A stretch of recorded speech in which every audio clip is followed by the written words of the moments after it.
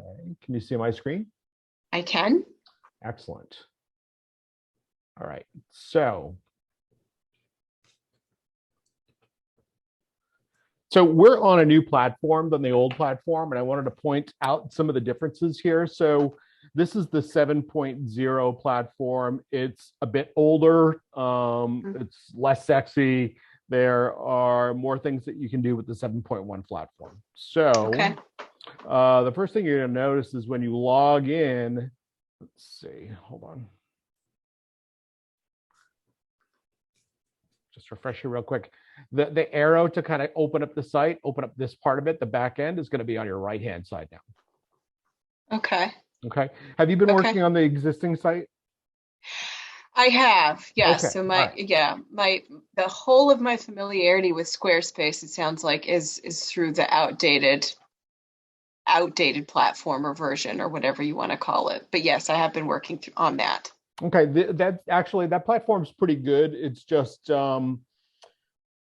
for the last 2 years they've actually had 7.1 up, but it didn't do a lot of the things that 7.0 did, and we are now suddenly migrating over because there are major changes taking place, changes that you may or may not want to know about. They're design changes that allow you to well, as an example, let's do this. So first off, have you made pages before? I have, yes. Okay, so we're just going to go in, and in the not linked section, I'm going to create a page.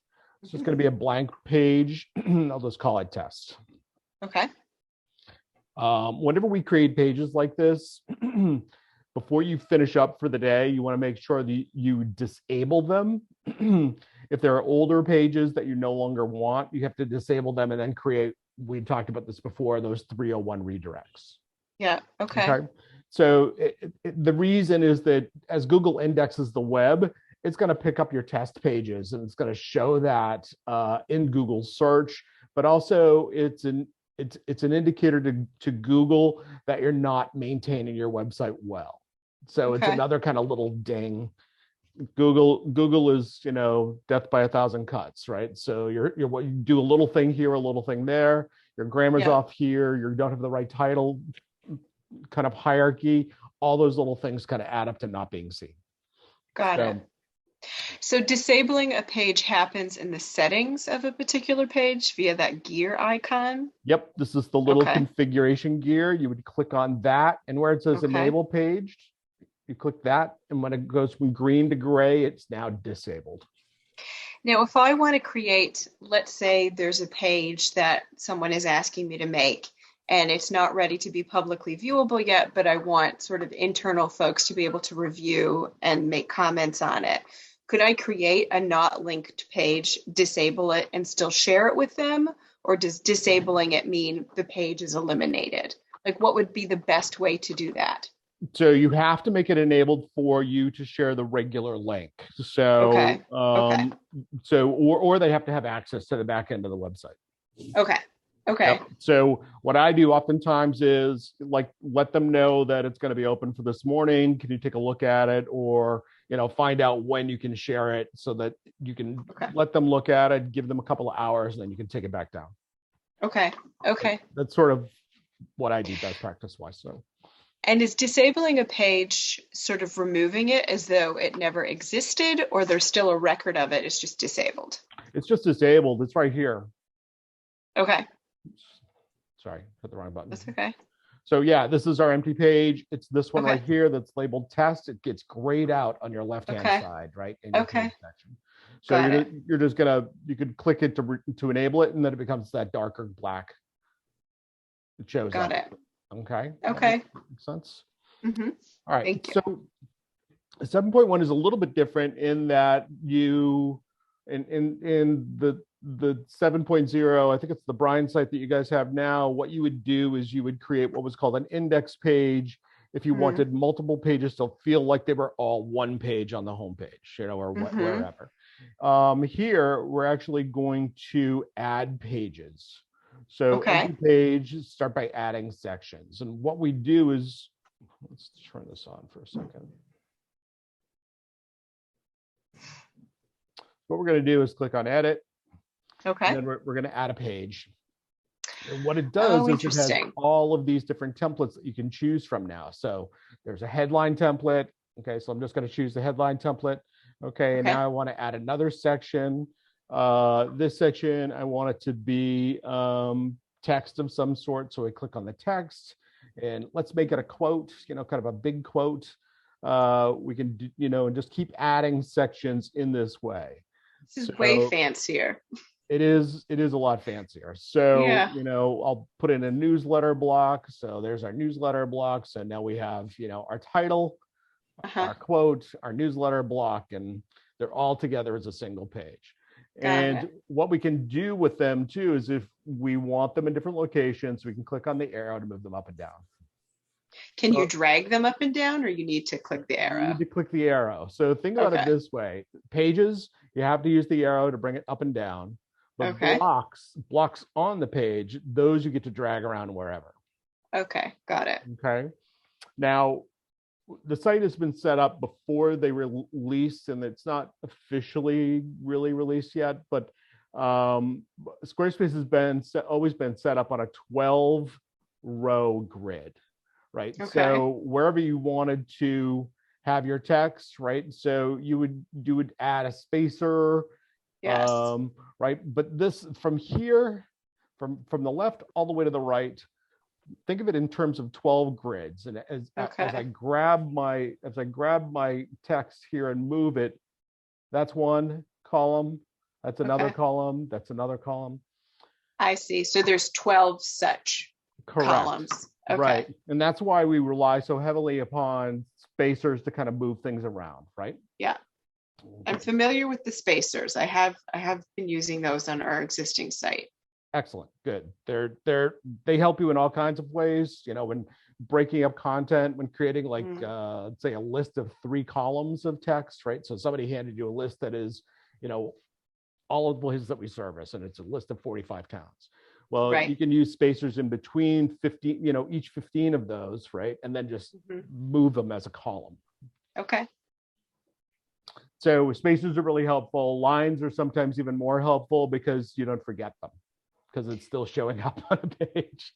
Right. Yes. Yes. So the other big difference in this platform is the design. I'm not sure you're going to go and use this all that often, but I figured I'd show it to you anyway. Site Okay. styles is all in this new section over here. It's on the right hand Oh. side. Okay. And the way it works is you're going to click on fonts, and it's going to offer you a font pack. So you have Okay. the ability to choose font packs, right? And they offer you different ones. Hmm. And that automatically populates the entire website with these particular font packs. And usually it's a header font, and then there's a body copy font. And then the header font automatically resizes based on the font that it is for your I see. H1s, your H2s, your Okay. H3s. The I advantage, can't imagine I'll mess with this much because I think we like what you've come up with. But so the sure, advantage, this would be if we decide we don't like the header font on sort of the current site style. So we're going to go and change it, and I'm going to choose from some options here. correct, right? Okay. So in this case, you would be choosing. So if I click switch, it's going to show me a variety of different kind of large scale options, right? So Hmm. we're going to give you 15 or so, however many there are that are popular now that you can use. Once you choose one, so we've chosen Acumen Pro, you can then go in and assign styles to every single thing. So you can go Interesting. through and assign a style for every single area that you're going to use text. So like Okay. you want your blog to be a little bit different, you can do that. If you're using the Okay. masonry blog as opposed to the side-by-side blog, it's really, really granular. And Yes. you can get lost really quickly. I suspect I will just avoid that entirely, but it's good Okay. to know it's there. The other thing is that the colors are by page now. So these are the brand colors that are pulled from the logo here, right? So we're Hmm. using these colors kind of throughout the site. Right. But every page you get to choose one of these themes. I see. Okay. So on the right-hand side here, you can see that this page, I chose the dark, well, actually, I just automatically chose the darkest number 1. So it chose this Okay. particular color theme for this. Each Okay. one of these is going to change a little bit. So it'll change the look and feel of the particular page. So let me just close this out for a second. Okay, so darkest, when I click on it here, I can go in and adjust these things. Let's say we didn't want this button to be orange. We could Okay. actually go find the button in here and say, you know what, I don't want it orange when I'm using this darkest version of my color pack. I can then just change that color to whatever I want. So let me click on it. Okay. So we can choose it either based on the palette, right? So this is the palette that we've created for the website. Or we can go in and create our own custom color by dragging that little guy around, or by dropping in a hex number or an HSL number. So a hex number is, do you know what a hex number is? Is that, I think so. Is that like the various intensities of like the primary colors to create a new color? So it's actually a numerical value for every color. Okay. So see up here? Yeah. These are hex numbers for these particular colors. Okay. I mean, this is good to know. But in the, like, let's say, as I know I will have to, I'm creating a new page. By default, will it populate with this palette that you've created already and sort of the... It will, yeah. So as like we just created those pages, right? So let's see, done. Home pages. Okay, so we created this test page, right? We dropped these. Oops, they went away. Let's see. So let's click edit. Add page content. We want headlines. We chose that one. We'd like to add another section. One was, so it's populating with sort of these consistent colors and themes already. It is. So this is really if we decide, hey, on this particular page, we'd like it to look different. And so Stephanie's going to, And the place you're going to see that most is when you have an image in the background, and there is typically there's an overlay color for all images, right? So oftentimes we have white text, and what'll happen is you'll get a gray overlay or a colored overlay for that image that will darken it just a little bit so the text is more readable. Right. Let's say it's just for the heck of it, it's a white room with a white bed and everything's all high key. And you chose darkest number 1, and it's that blue color. Yeah. Well, the overlay is going to be blue. So that white bedroom is now going to be a light blue instead of. I see. Okay. So that is where you're going to mostly see it. The other place you're going to see it is, well, darkest 1 has the orange button, but darkest 2 has the white button with the orange text. Okay. So you can choose which ones you want based on based on buttons usually, and the color of the headlines for that particular section. Okay. It makes sense to me. I'd have to play around with it, but it's good to know where that lives, that functionality. And help.squarespace.com is an amazing resource. I'm good at Googling. I can figure it out. Well, so unlike, I've never been a fan of Adobe products since whatever. I think I did my first Photoshop in like 1994 or something like that. Right. But they've always kind of locked you in and really just kept bleeding you dry for years. Right. But the thing that always drove me crazy was that they never bothered to give you support. They always had forums. Right. Yes. So if you wanted to figure something out, you had to go to a forum, and they constantly update their software, which means that 9 times out of 10, when you go to the forum to get an answer, it's for a prior version of the software, and it didn't really work. Right. Squarespace's help section, they maintain it. That's it's not a forum. Okay. So whatever is current on the website you're going to be able to find a solution for whatever problem you're looking for. You want to change blocks, you want to find out the different types of image blocks that are available. It's going to tell you all of that. It's going to tell you that in 7.1 now you can create rollovers so that your text magically appears or it gets darker, things like that. That'll all be on the forum. So start with help.squarespace.com. If you're looking for custom code, if you're looking for something along those lines, which start, CSS to make something happen, that is when I personally turn to, I know certain experts in the forum that I'll reach out to and say, I'm trying to build this. What do you recommend? Okay. But you can also, there's lots of, you put in a question or you put in, keywords in their forum and you will get answers. Sometimes they work, sometimes they don't. Got it. Okay, I was going to put in newsletter. There we go. Close. Okay, so did I not do it? That section. Newsletter. Oh, I had to choose it. That's why. Okay, so there we have our page again. Okay. So one of the things that's also different, let's see. I'm going to turn one of these lines into a headline. So now I have more text options as well. And I can change the color of the text. So I've got paragraph 2. So if you notice, we have 4 headings now and 3 paragraphs. Yeah. So it's not it's not heading 1, 2, 3 and normal.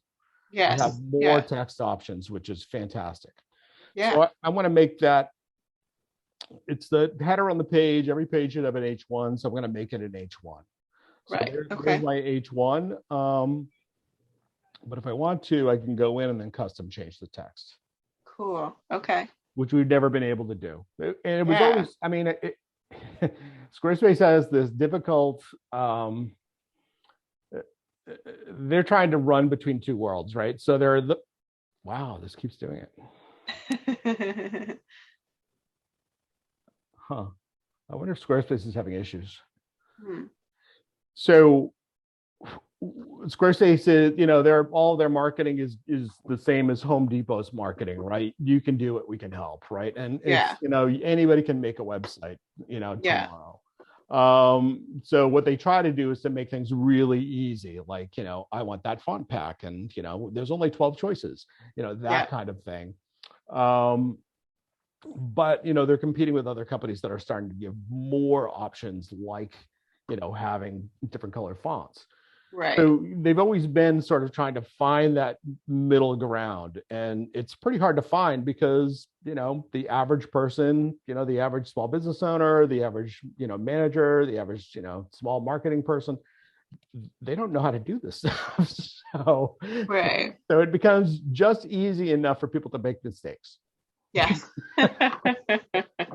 Yes, so I know about that. So rely heavily on the help section, and also feel free to reach out to me if it's a question that I can answer in a moment. I'll give you the answer. If it's something that takes a little longer, I send my clients videos all the time, just these 20-second videos that say, here you go, do this, this, and this.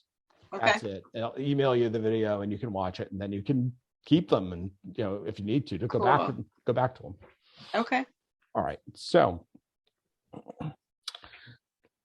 every time it kicks us out, we have to build a new page. Yeah, I'm noticing that. That's interesting. Okay. And the reason is because it doesn't get saved because we're still working on it. Right. Okay. All right. So let's start here again. Add another section. Well, I'm getting real good at this. And we want text. There's our text. Add another section. We want a newsletter. That one works. Okay. Over here, now you can either save or discard all of your changes. Okay. I'm going to click save so that when we get kicked out next time. And so that's our page, basically. So we've created our 3 blocks. We didn't, the e-newsletter isn't showing up because we haven't connected it yet, but if we were to connect that, we'd actually see it. So edit. Okay, so storage, Huh. Interesting. I don't. Oh, right. It's a newsletter. It's a newsletter. So we could set it to MailChimp. We could drop it into Google Drive, or we could send it to Zapier. Okay. Zapier is a system that enables you to connect different applications. So, and I don't know if this works. It's off the top of my head, but let's say you wanted to use Squarespace's donation section, but you're using Moonclerk for something else. You could actually have Squarespace migrate all the data that they collect on the website, go through Zapier, which is kind of what they call an intermediary API. It changes the data so that it will work with Moonclerk software. Okay, so if we wanted to collect a bunch of stuff on a form and then dump it all into Salesforce, we could do that using Zapier. Okay, it's a third-party service. Or we could just dump it all into Google Drive. You can actually just set something up and have everything go directly into a Google Sheets.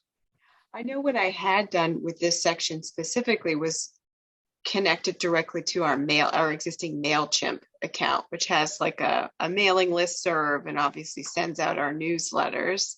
Yep. Would you advise against that? My understanding is that when folks signed up for the newsletter via our Squarespace site, as long as I had connected it to MailChimp, they would be added to our distribution list on MailChimp. Is that accurate?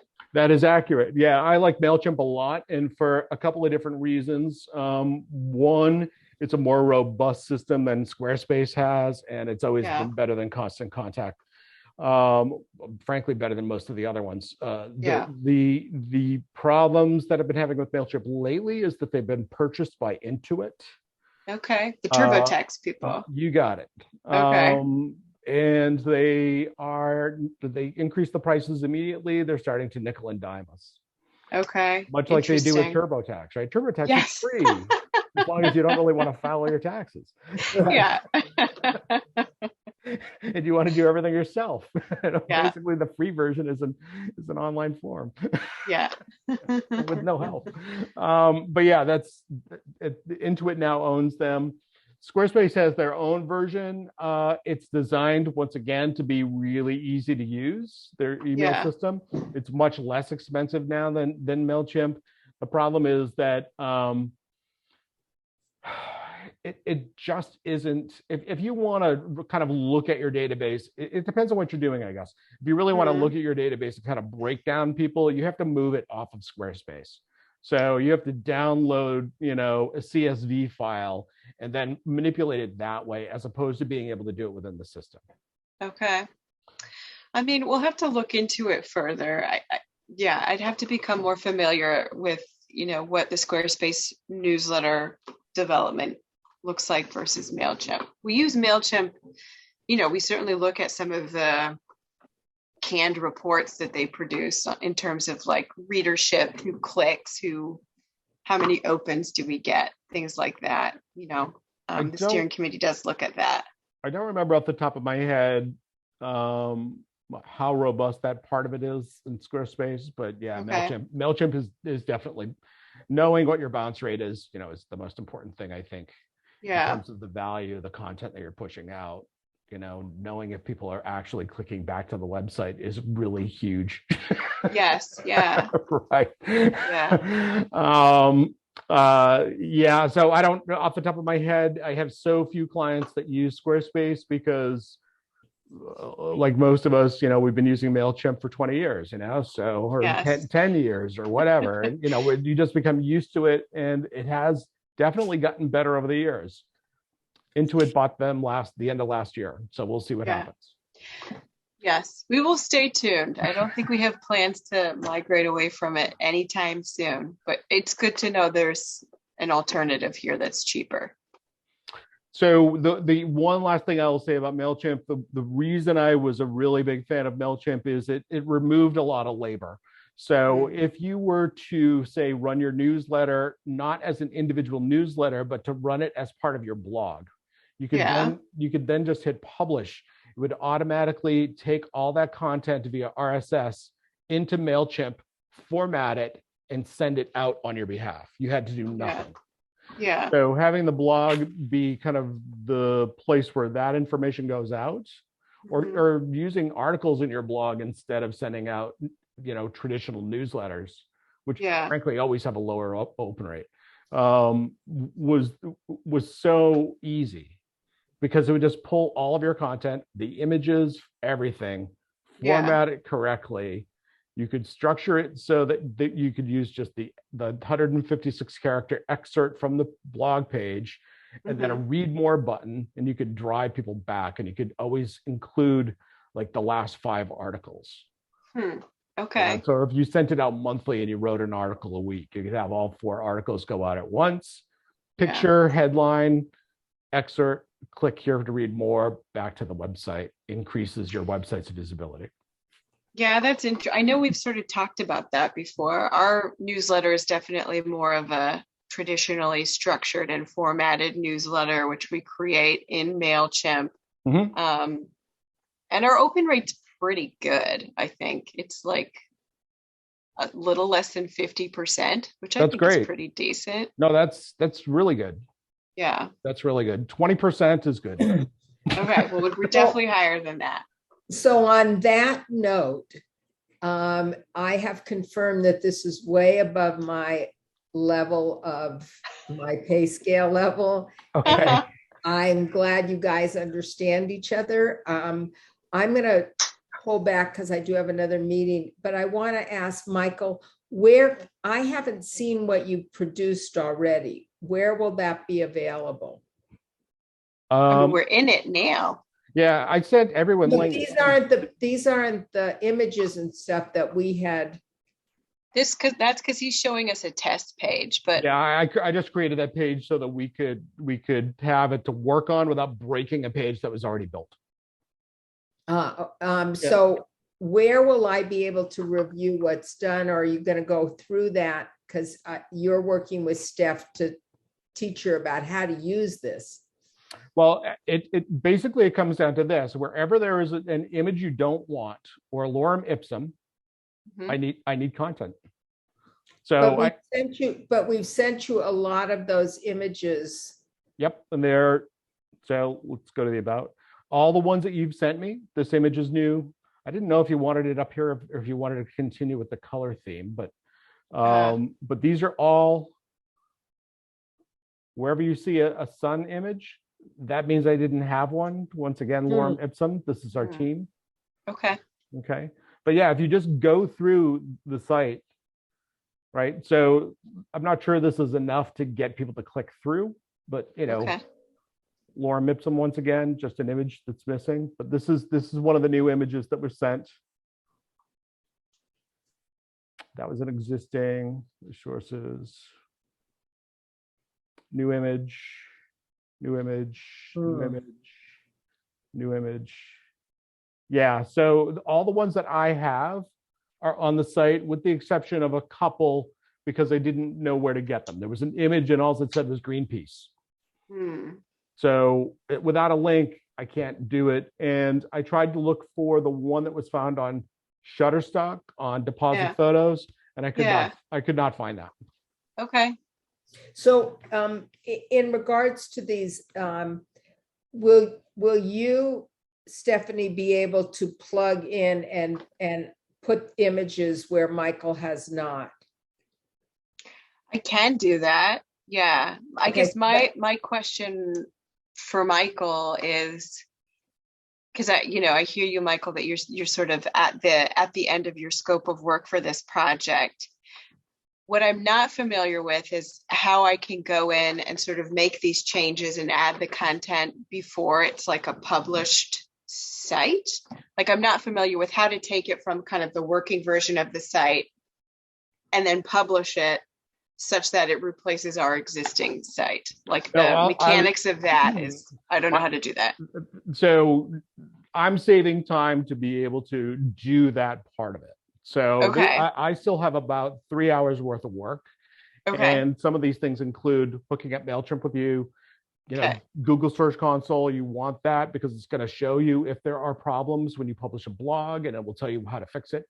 It'll also be better for analytics. It's going to tell you what your analytics really are. and also offer you keywords that you may want to rank for. So, Okay. but there's a number of things that I go through and check during my final checkpoint, and then I will take it live. I will take the other one down. I'll make sure that the domain name is now connected to the new website. Okay. And the very last thing, and this is why I'm always eager to get the content as early as possible and to make sure no names change on the websites. I've got to go back and look now. If we changed a name on a page, I've got to make sure that there wasn't somewhere else in the website that linked to that page. Otherwise, I things get see. a 404 page. Okay. That's why it's so hard once we start to deviate from what the initial outline is. Yeah. Because we do wind up with broken links, which is a drag because you can't always find them once all the pages are set up.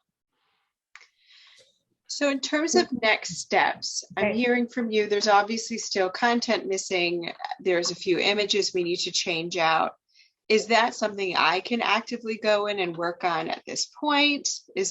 What would you suggest? Yeah, why don't we do this? So I'll show you how to add an image. The big issue with images. Before you go on to that, because I'm going to get off, how can I get access so that I can review what you've done and make a list and say, this is what I think needs to be done, either Steph or Michael, you, where can I get this? So I have a couple times sent you the link to this website and the password for it, which is right. Okay, it's that same place. Correct. Yep. Okay. CPA 123 exclamation point. So, and it's all caps. So right. All you need is this right here. Right, dear sphere. No, I have it in an email. I have it in a file. I just didn't know that was the same thing. Yep, that's it. That's your website. Okay. That's the new website. And I'm going to back out and leave the two of you and possibly pop back in after I do this other thing or not. Okay, sounds good. Sounds good, Robin. Okay. Have a good meeting. Okay, Thanks. Thank you. Bye, you too. So the takeaway I'm getting is I can step in and start when it comes to sort of text that's required or images that need to be changed out. I can step in and do those at the point where our crew feels content with how things are looking. You still have some time left to sort of publish this site and eliminate our previous site. Yep, exactly. Okay. Exactly. Great. So the big issue with the images is that, so let's go to, it was resources. Where do we have the sunshot? No, not there. Learn.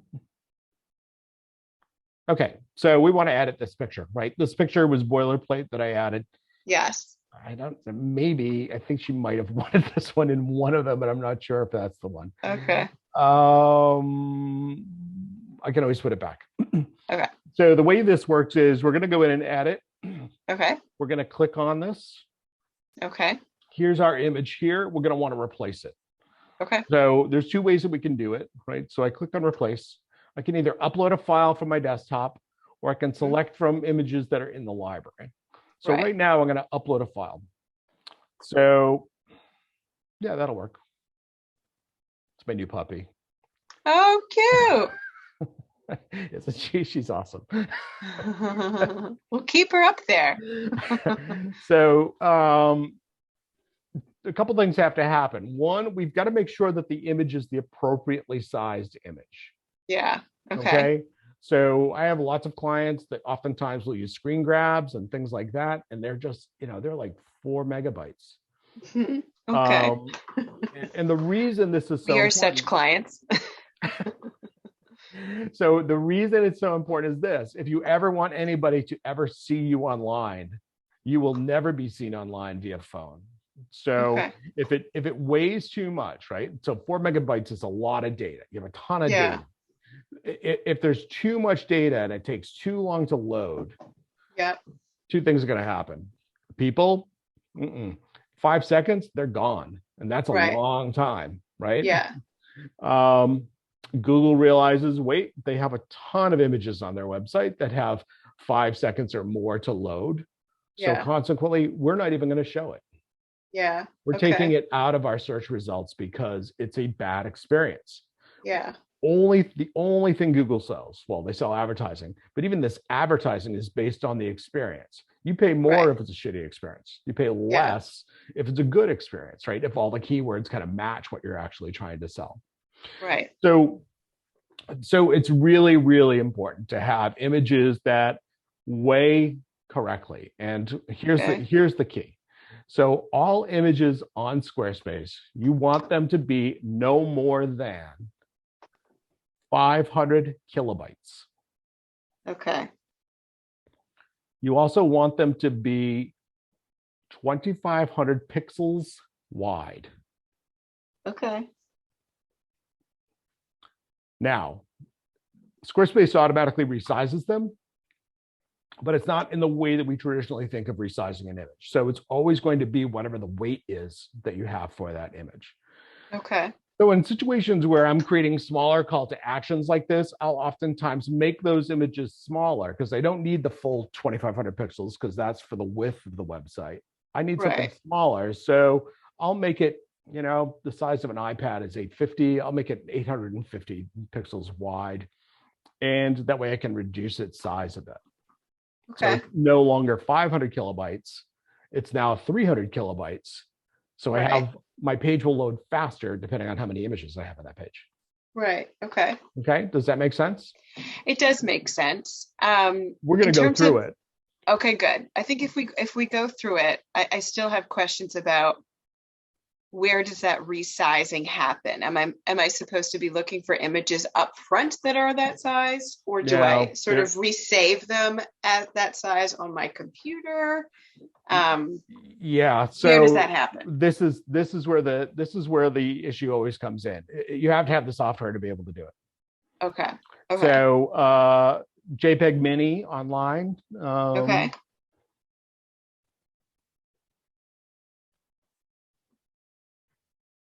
Here it is, JPEG Mini. There we go. So this is a way of reducing file size. Okay. So when you get it to be the 2,500 pixels wide, this is a great way of kind of uploading it and reducing it from, see this, it shows you that there's no real difference between 1.3 megabytes and 0.7 megabytes. So it'll reduce the file size without you actually losing any quality. Okay. So that's one way. The other way that I use all the time, even though I really hate them, is Adobe. Okay. So I still use Lightroom, but there's I find that even though I have the Creative Suite, I find that I use Adobe Photoshop Elements more than anything else, and here's the reason why. So where's our catch-all? There it is. Okay, so I'm going to grab this deposit photos picture here. I'm going to take it down. I'm going to drop it into Adobe Photoshop's Elements. Okay. So there's our picture. The reason I love Elements is because I can go to that and I can just click File, Save for Web. See, it's really big, so it's taking forever. Mm-hmm.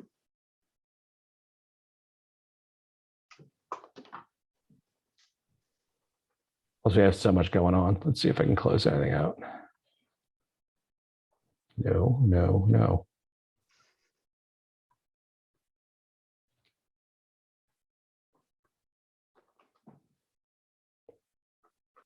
Guess I have to force quit. Nope, hold on.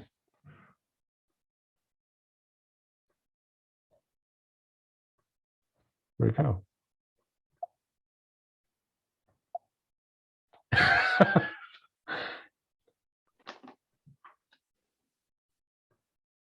I'm getting the real experience. Yeah, exactly.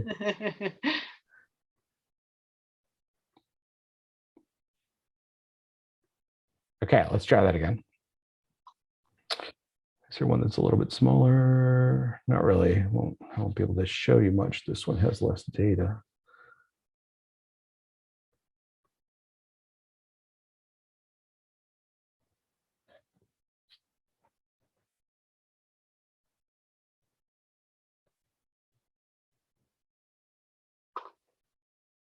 Okay, so not only can we do all kinds of different edits to it throughout, but the big reason I use this, and I use it probably 30 times a day, is to save for web.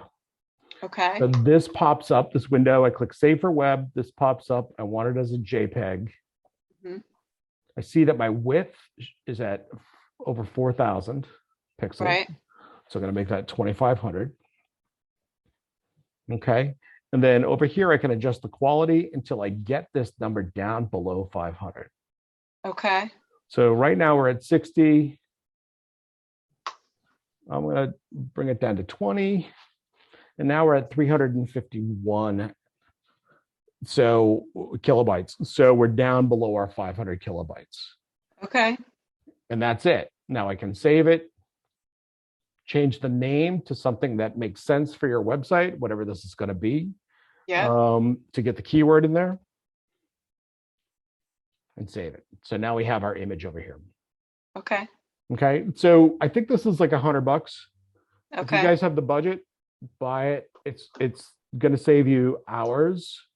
Okay. And more importantly, it's going to give you a way of ensuring that your website will be seen on mobile devices. Okay. Which is, that's in this field, that may be less than normal, but normal right now is about 65%. Okay. Of people spend more time on their phone than they, looking at websites. The average is 65% of the web traffic is coming from phones now. Yeah. Okay. Crazy, huh? Yeah, it is. I mean, I think of my own behavior, and yeah, that checks out. So this is really what I have found, and I do this a lot. This is the fastest way to do it, unless you're bulk doing it, and then that's Adobe Lightroom, and that's like a subscription and all this other stuff. So this is way easier for somebody that isn't doing it professional. It's Adobe Photoshop Elements. Right. So I only have to learn elements of it. Right, exactly. Okay, so once we've got our image, what we're going to do is just upload it. Where is our website? There it is. Okay, so we've uploaded Phoebe, formerly known as Willow. And what I've done is, because we're using these as call to actions, I have cropped everything to the 9:16. Okay. This one, right? So here's what I'm going to do. I've got the image in here. Right. I've already uploaded it. I may need this image again for a banner, so I didn't crop it before I brought it in. Okay. Right. So I'll go into this image and click on edit. Okay. So this new editor opens up. Have you used this? I'm familiar with this. Yes. Okay. So I'm just going to go into the cropping tool and choose the 16:9 format. Okay. Move it up and down until I think it's appropriate. Yep. Save. Okay. And it will save.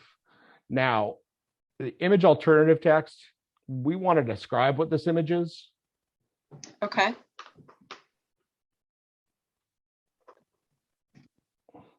So, and we need to do it in such a way that we're trying to get our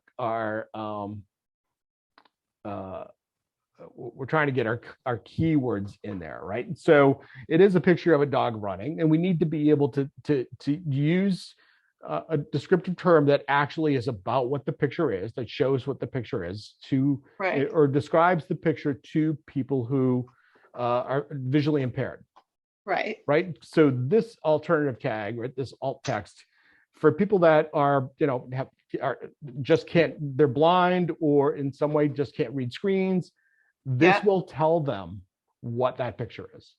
Right. So so it's important. But we also want to use it for SEO purposes. Right.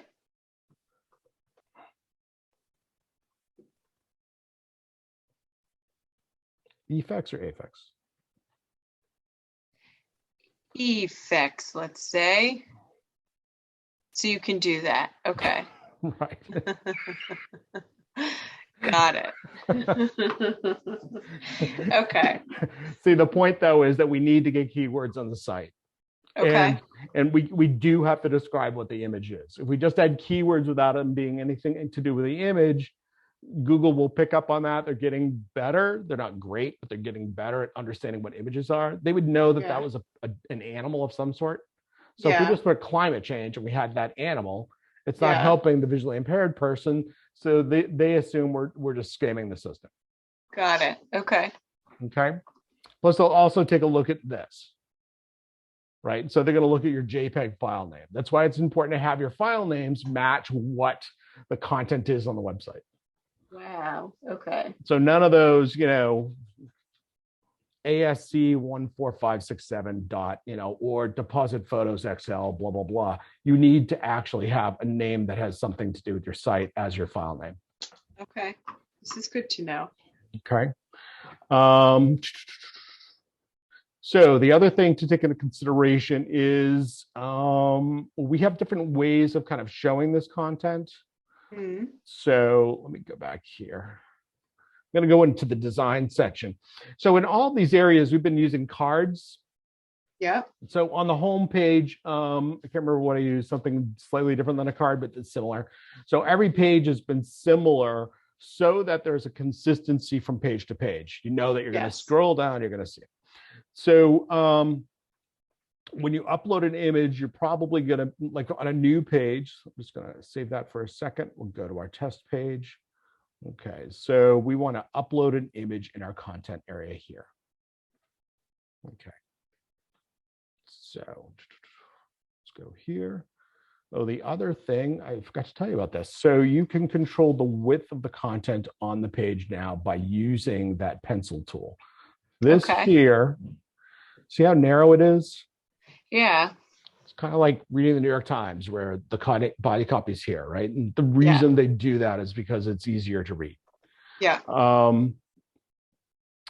Like newspapers have columns. Why do they have columns? Because your eye gets tired trying to read the entire width of a newspaper, right? Yeah. It's really hard to do. Same for the web. So we do want to try to keep content either narrower, or sometimes we do double columns if necessary, but that can all be controlled right here. So if I click medium, it jumps out. If I click large, it's the full width of the page, but I can also customize it if I choose to. Oh, that's neat. Okay. Okay, so I'm just going to leave it as large because we're going to add an image. I'm going to click on image. There's our image. I'm going to upload the image. No, I'm not. I'm just going to drag the image over to it. There's our image we resized. Okay. Okay, it has shown up. So we don't really want it to look like this. It's one giant big image here. The first thing I tend to do is add a keyword. Okay. In the caption. If you're not going to show the caption, it's another way of getting your keyword in there. The next thing I'll do is shut off the caption. Okay. Okay. Then I'll go to the design section. So we have a variety of different versions of design section here, right? So we can have posters where the text is right on top, but we've been using cards for most of the website. Yeah. Okay. The only area we're not using cards is in the resources section you asked me to change, and that is now stacks. Okay. Right, like the old versions. You can go in here and then change everything out. So we want that to be an H2. We're going to make this paragraph 1 so that it stands out a little bit. We can adjust the shape of these guys. So if we wanted to, we could add shapes. They look really hokey. You could add a radius. You could do 1 corner. Okay. Let's see, 20. So now we have a little radius here on the corner. Got it. Okay. 100. It's a lot bigger. So there's a variety of things that we can do. A lot of them, they get a little hokey really fast. Yeah, that rounded option, not a fan. Right. I'm with you. The shapes too can be, wow. What the hell? I don't Maybe get sometimes. I get, I have a friend that's had the 4th of July party every year, a costume party from the 4th of July for like the last 20 years. Yeah. I can see that for this. For this, for that. Yeah, totally. So let's go back to the original. But you also have the ability to add in animations, right? So I haven't done this for the whole site, but if you wanted, you could have a fade in. So as people scroll over these guys, different that's things can happen. interesting. So Okay. these are all available to you now. Where I don't think I'm not familiar with this. Okay, they may have recently become available, but collide, right? So things move together. Reveal. And you can create your own and custom. But these things are all available to you. I find that fade in is or slide up sometimes because you're scrolling down. That works. Yeah. Let's see. Do you have is that a good thing to make use of? Is that helpful to have these animations? Do you have a I find they're good suggestion about that? I like them for call to actions. Okay. So in a case where, oops, I'm going to show you that real quick. So this is the slide in, right? So as we scroll up, I didn't go far enough. This actually would move up. Okay. Let's do this correctly. Hold on, edit. Took my text, bring it over here. Where'd it go? There we go. So I have my text. I have my stacked image. Yeah. I'm going to save that. I'm going to go to the top here. So watch this part the lower left-hand corner as I scroll. See how it just kind of reveals itself? Yeah. I think that works great for things like, our homepage. Yeah. Right. So as we scroll down, you can see I've added them to the homepage because Yeah. we want to draw attention to it and we want people to click on those buttons. Yeah. But not so much that it becomes like, I'm trying to think of a really great version. Huffington Post, right? Where you're blasted with stuff that's popping up. Yes. Shut it off. Sort of loses its impact after a while. Right. Well, that's kind of my approach to design. If everything's loud, nothing's loud. Yeah. Don't make everything bold and red. Yeah. It doesn't Agreed. work. Okay, so let's go back to our pages here. But you have a variety of options with the image design. And the ones that we have been using have been the card. Okay. So for most of these, they're the card. Yeah. Home page. Can't remember what I used.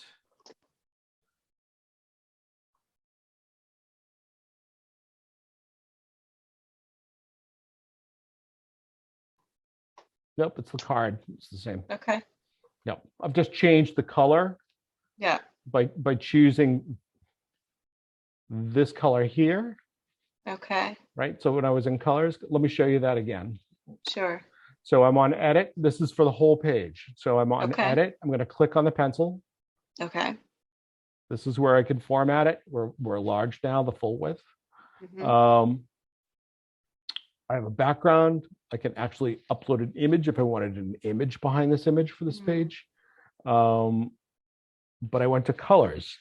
And each one of these was intended to be a different color so that they were seen as different sections.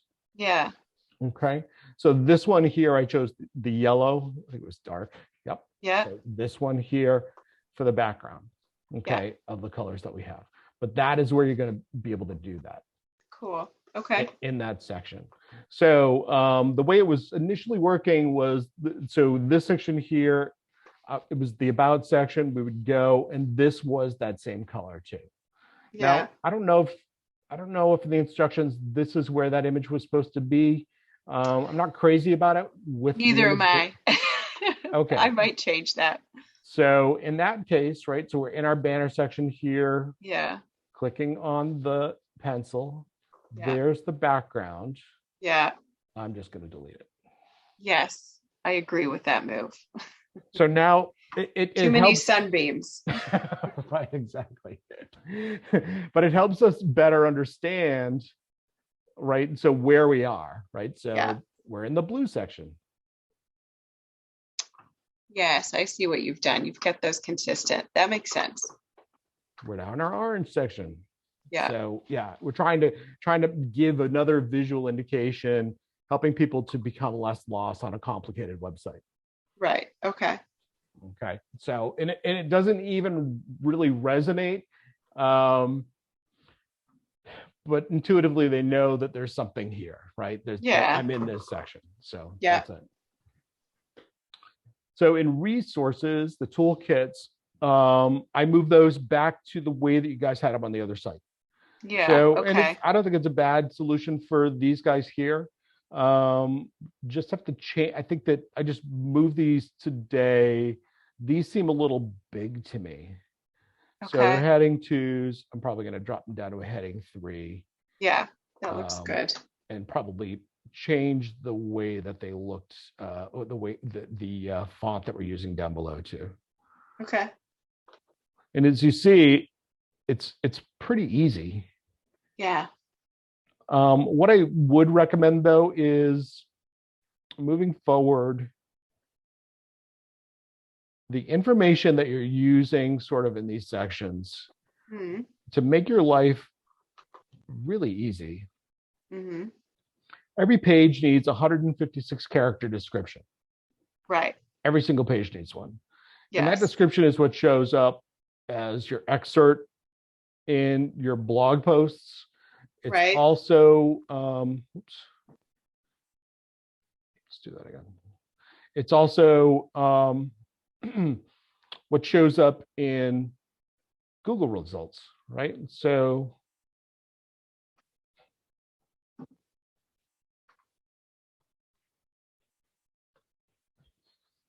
just let's see what people do. Okay, so NASA, they're on top of it, man. Look at that. It's the right length of, it's right there. It's, and of course it's NASA. Yeah. Right. These are good. Unfortunately, the climate area of NASA is done a terrible job. So the idea is that you're forcing yourself in 156 characters to write a sentence that is an explainer for what the article is, and done in such a way that it's marketing. Right. So I'm looking at the list of all these things. Which one do I want to click on? Which one's actually going to help me? Where am I going to get the data from? Yeah. And what I'll do is I'll read the title, obviously, but then I'm looking at the excerpt underneath. And if the excerpt cuts off in the middle of a sentence, I haven't gotten the full amount of information. And also, right, you haven't been concise enough to get me that information in the way I need to read it in a fraction of a second. Right. But that, okay, got it. Seeing it here, yes, it brings it home. But that's why that is so important. And we're kind of missing the boat here. Oops, here. Where is it?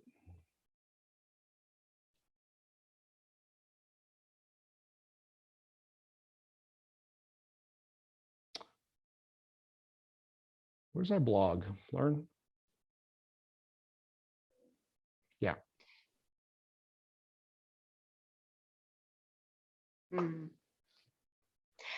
I see. 60 characters for a title. Yeah. Air pollution. What does that mean? Yeah.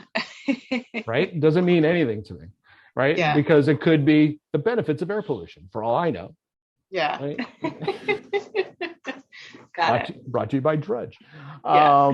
Right. So we need a 60 character, no more than 70, but 60 characters is going to fit in that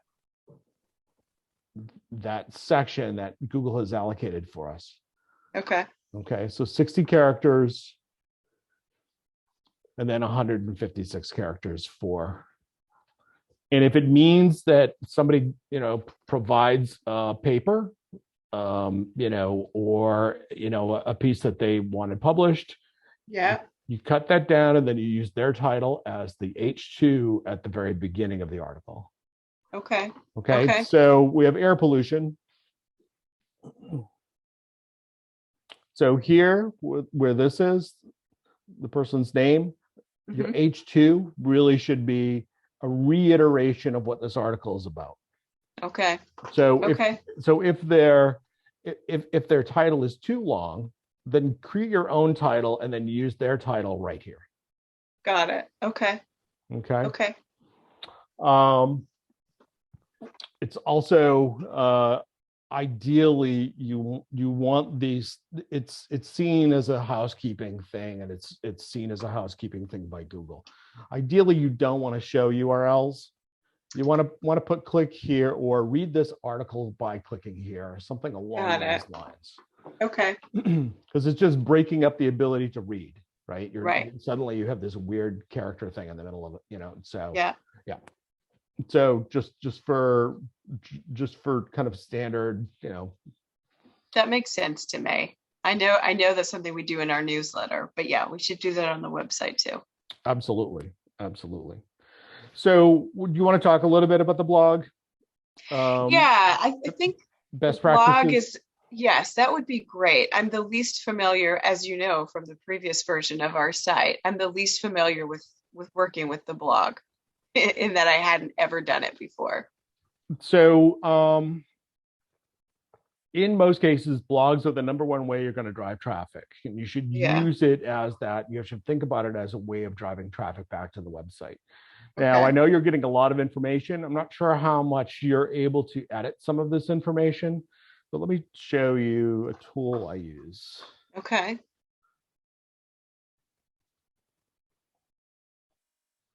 Okay, so Textmetrics is not an inexpensive tool. I think it's costing me about $700 a year for it. But it allows me to optimize any content, right? So let's go here. Let's just choose a page.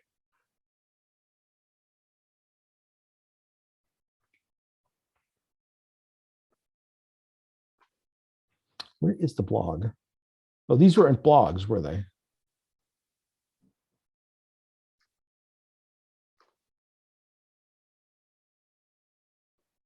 Okay. The other thing to do, make sure too that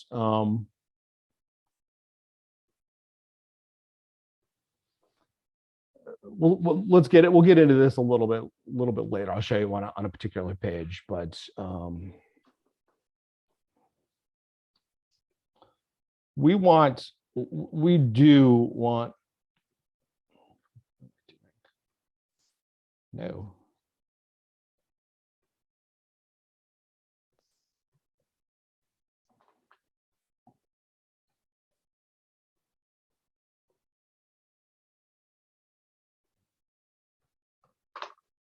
Okay, good. I found it.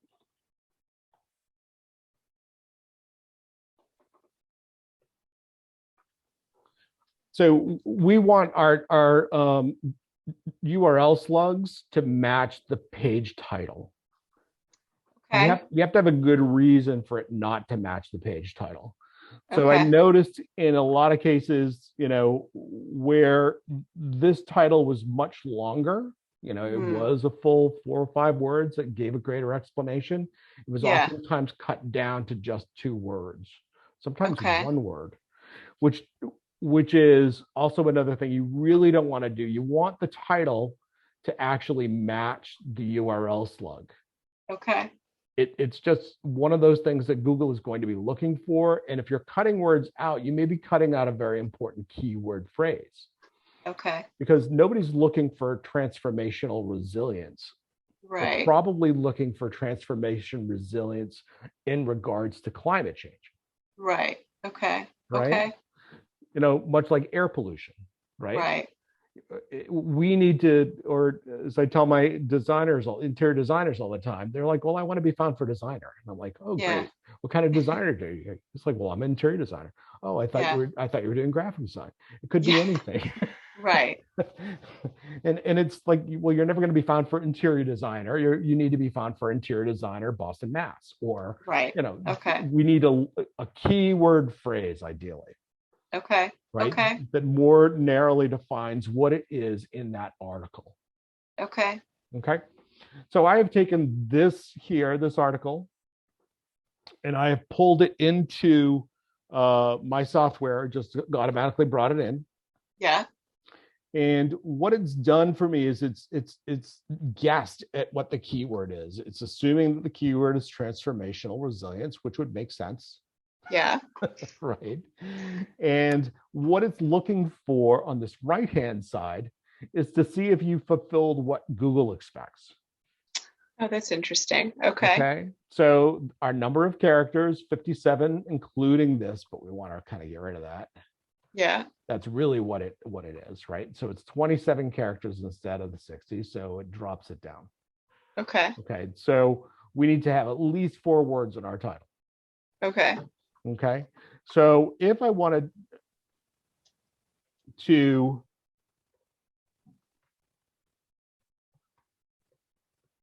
get a better SEO result, I'm going to add that. Okay. Now we don't have a description at all here. Right. Right. So if we add a description, our 156 characters, that includes the keyword transformational resilience. Yeah. We at least now have something.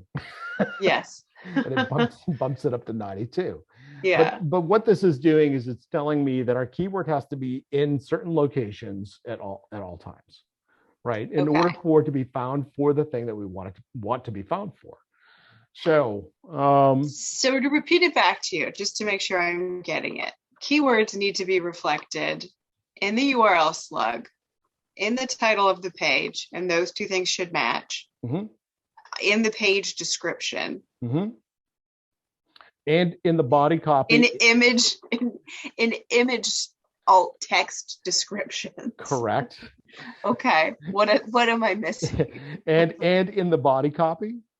In the body copy. Okay. At a 1.5% insertion rate. So let's say the article. What does that mean? The article is 600 words. You want it in there 9 times. Okay. But also in certain areas as well, like your headings, right? So you want your keyword in your heading somewhere. We have it. This is really shouldn't be a heading, but it is. Right. It's listed as a heading. But we have it there. You also want it bold in one place. So but all of those things will get you to this 100%. Okay. And that's what we're looking for, right? So if we're going to do this and we really want to be found and we want more traffic and we want people to read our stuff, then we follow these rules. Okay. Got it. Have to include an image, and you have to include an image in your settings area too. Let's see, where am I?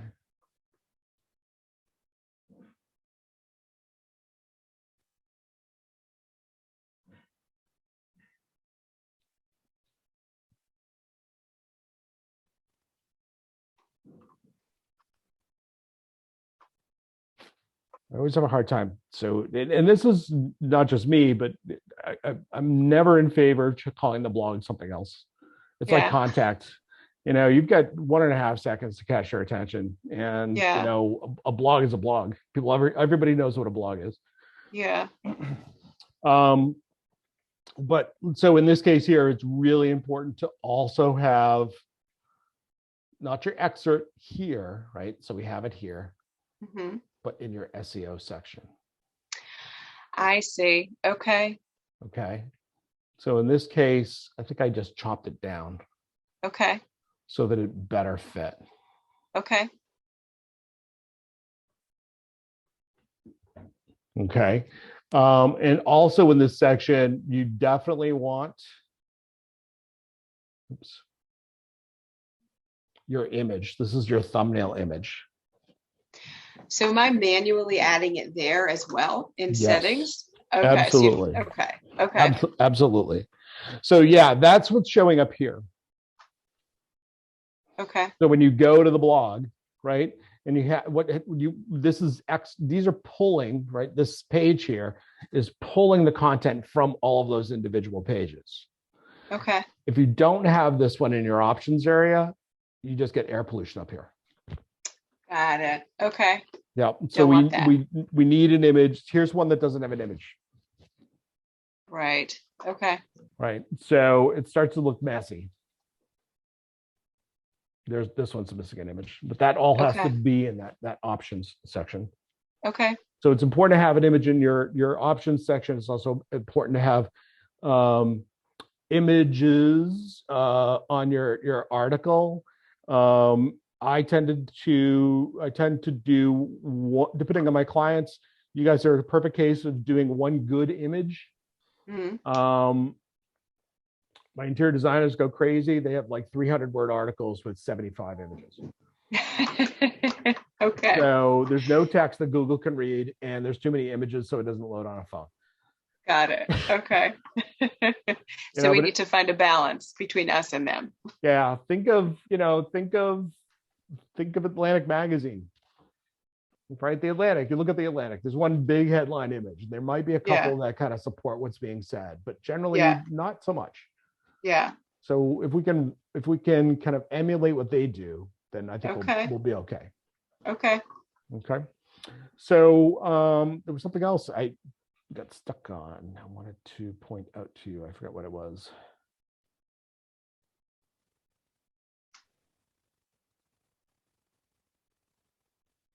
Don't remember at the moment, but all of these are in here. Some of them were missing images. You can see the ones that are missing images because they don't show up here. Got it. Okay. Okay. The other ones, well, these are provided. These are the ones that were provided to me that I put in last weekend, I guess. Yeah. I can't remember. I'm just making a note for myself that we need to obviously include a couple of images that are missing. Yep. Okay. Let's go back to our test page. Everything else is pretty much the same in terms of the way we've built pages in the past. Okay. I don't know that because I haven't used it a lot yet myself, but there is an option now for getting rid of the 12 columns. Okay. Such that there's just no defined columns at all? Correct. Okay. Yeah, you have a grid system, but you then control the size of that grid system. I don't think I'm trying to titrate the information that I need right now. I don't think I need to know about that. I can't imagine. I think I'll be fine within the current parameters. The standard, so the system that is about to be released to the public, those of us that do this for a living, we're all have been on the forum talking about it, and people tend to hate it or they love it. Right. The people that hate it don't do design really. Okay. Because it's too much freedom. Yes. It's enough to really make it ugly. Yeah. So it's the same old thing, right? We're giving somebody, we're putting in their hands a Fender Stratocaster, and we're saying, good, now, be Eric Clapton. So they're not going to be Eric Clapton, No, it took me 3 years to learn, Love Me Tender. Yeah. Right. So yeah, it's an extremely powerful tool. If you don't feel you want to know it yet, then that's probably better. I think I'm fine. Okay. I need the safety of columns. Right, exactly. I think that is about it. I mean, we're not going to go into connecting MailChimp. You and I are going to do that together. Okay. I do have another, and again, I think this is just my, getting to know the blog functionality. Okay. I know when you first sort of started talking to us, you really advised us, try, a lot of the net new content you might be putting out, try and create it as a blog. Don't just create new pages willy-nilly. Correct. So help me to understand, like, when is making a net new standalone page warranted? Like, when do we choose that versus adding something as a blog? That was it. Now you reminded me. So Okay. we have to think about a blog as sort of, our navigation, right? It works in the same way. When you have a blog, you're going to create categories. And those Right. categories are going to be clickable so that people can see all of the articles that are within that category. Right. What we did before was we took a bunch of content Yeah. and we just dropped it in, Yes. right, as multiple pages. That's Yes. hard to structure, Right. right? It's hard to like, well, where does this go? What if it covers two areas? What is the, Right. In a blog, that is all solved by creating a category for that particular blog, or actually two categories if it crosses over. Right. So that people then go and look and say, oh, that category, I can click on that and it will show me all of the information that's in that category, all of the blogs, Okay. all of the Okay. air pollution blogs show up, Yes. right? Okay. All of the toxic exposure blogs show up. Yeah. Okay. So it's a better way of organizing information, really. That is correct. Plus, it also Okay. forces you, there's two things. This is kind of a double-edged sword part of it. You've got two things going on when it's a blog. People have expectations for what a blog is going to look like. They expect Yes. that there's going to be images and there's going to be multiple titles and it'll be broke up and there'll be bullet points and blah, blah, blah. All that stuff kind of works to your advantage in terms of being able to put the keywords where you need them to go. Isn't there also an expectation for a blog, and maybe this is an old school understanding of a blog, that there will be like refreshed, like constantly refreshed content? Yes. Yeah. Yeah. Okay. So your blog, you want constantly refreshed content helps. I'll put all things being equal, right? Let's pretend you're competing with another website. Right. All things being equal, the person with the most content on their site wins. Right. Okay. All things being equal, like design, usability of the site, et cetera, et cetera. Images not being too big, Right. everybody putting their keywords in the right locations. Right. Yeah. So all of those things being equal, the person with the most pages wins. Okay. So part of the reason that it wins is you're more apt to get other people linking back to you. Right. You're more apt to have more articles that are about different aspects of the main keywords you want to be found for. Right. Right. So when people put in a search term, it uses that keyword, but your article is very narrowly defined about the idea behind this part of that keyword. Follow me? Right. Yeah. So for all of those reasons, it not only forces you to think long and hard about the blogs that you're putting out there and the content you're putting on your website, but how you're structuring it and what you want to actually say. Okay. Okay. And then, you get to narrowly define like multiple sections within air pollution. Yeah. Right? And how that affects people and what do they perceive it as, is it, you could break it down into, that giant poison zone outside of New Orleans. And, Right. You can start writing articles about subsections of subsections that still include that keyword. Right. Okay. Okay. So you're basically the thought leader. You're the experts on this now. Yeah. According to Google. And frankly, that's all that matters. Yes. Okay. Okay. That makes sense to me.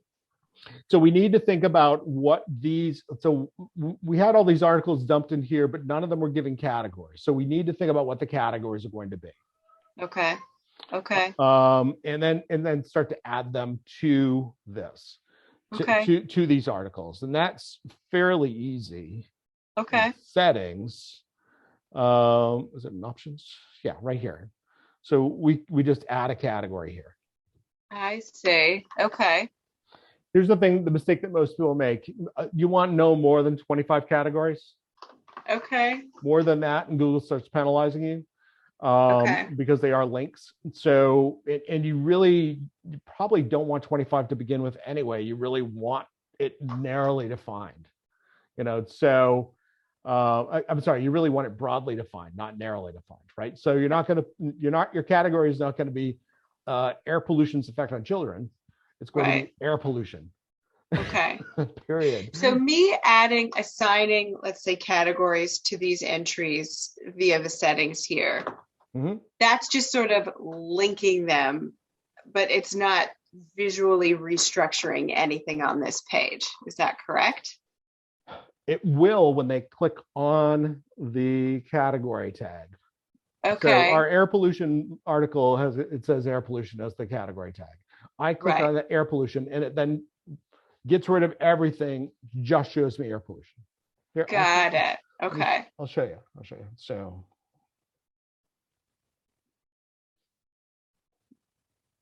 here's my log. Okay. Okay, so I'm interested in, so I've got my categories: blog writing, website design, business best practices, SEO. Oh, SEO. I just want to watch it. I just want to read SEO. I click on SEO. It's all SEO, blog writing and SEO, website design and SEO. I see. So there's an option. So if you had clicked on the title of that particular entry, it would not have compiled all the SEO entries. It would have just focused on that one entry, correct? Yeah, right. So the categories, right? If I click on website design, it's taking me to all website design, right? Got it. But if I want to click on this one, it takes me to this article. I see. Okay. This makes sense to me. That's nice functionality. Okay. It's simple. People know it too, Yeah. right? They know where to click. They know that, oh, I'm interested in content marketing. So Yeah. what's he got on content marketing? I can look at that article. Oh, and it's on blog writing too. Yeah, blog writing seems important. I'll click on that. Now it's all about blog writing. Okay. Can you just assign one topic to each entry?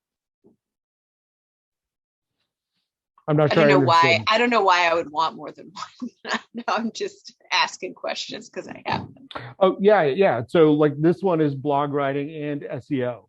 Oh, yeah. Okay. Right. So this one has two categories: content marketing and blog writing.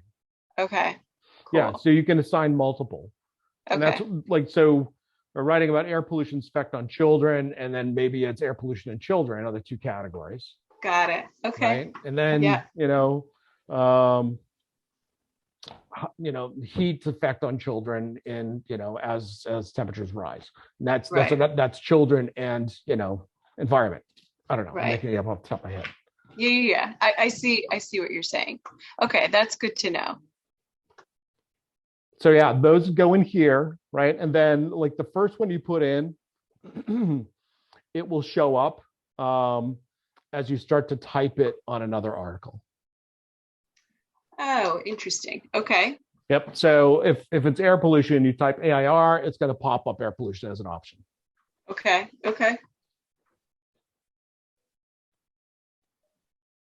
Trying to think if there's anything else in here. So your content is all in here. This is where your excerpt is. We can structure it so that you can put in authors in the system for every piece that you get in. I thought that might be bulky. Yeah. Okay. Let's have a think on that. I'm not sure. But yes, it's good to know that you can do that. So and that is in, just so you know, that's going to be in your permissions area. So settings, permissions. Okay. So if you wanted to create a basic author, you would click this button. I see. Okay. You can add their image, their display name, and their profile name. And whenever you choose them from the drop down as the author of the article in the blog, that'll show up at the bottom of the blog. It'll show their picture, their description. Okay. You've probably seen that on other blogs. Yes, I have. That's interesting. Okay, that's good to know. You have the ability to do that. You can link back into their LinkedIn or their website. You can write a mini bio if you wanted, but yeah, that's all available to you. Okay, so that's in permissions. Mm-hmm. Okay.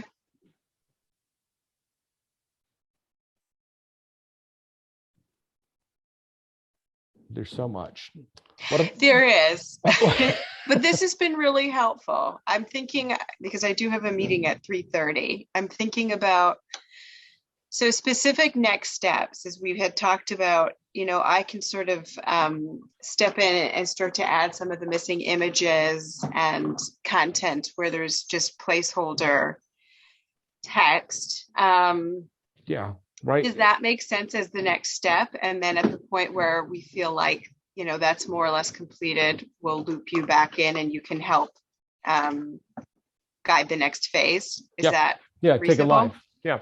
Okay. The only thing, if you run into issues with the images, just let me know. Okay. Okay. So if you have a bunch of images, just retitle them for the page. I always ask my Yes. clients this. Send me the image. The file name should be the page name.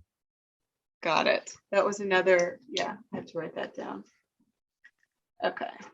And if it's about, and or it's homepage, and then it's about, just like home about climate, Okay. Psychiatry Alliance, that kind of thing. And that way I know, okay, it's on the homepage, but it's this image that needs to be replaced. Okay. Okay. And so would you suggest, Michael, that I actually go in and make the changes, or are you suggesting that I identify the missing content and send it to you? It's up to you. If you feel confident making the changes, I hate redundant work. It doesn't make sense for you to write it out. Yeah. And then have to write out an explanation as to where it goes and send it yes. to me. My preference would be to just jump in and try to do it, but jump in and do it. If I find mistakes, what I'll do is I'll make the change and I'll let you know. Okay, that works. That sounds good. Right. Okay, and I have access to the site. I have the login code, so I believe I have the permissions I need to make the changes. Do you want to be made? You want to be made an administrator on the site, though, right? I guess I should. To be honest, I've always accessed the existing site using Robin's login credentials. So she's an administrator. I can use those credentials to access it as well. If you'd like to add me separately, that's fine too. We have to buy the website for me to be able to add you. Okay. Let me just make sure that Robin has accepted. Okay. Yeah, she's accepted, so you can get her credentials. Perfect. Okay, I think that'll work then. Okay, perfect. If I have access issues, I'll let you know. Yeah, just let me know. And also takes us a credit card to put down on it. We pay for the site. Okay. And we can do it monthly or annually. You are getting my discount, but I can just put you on the site. So okay, that works. Thank you, Michael. This is really helpful. You're welcome. A lot of info. You're welcome. I'll send you either a link, or I'll probably send you a link to this so you can download it.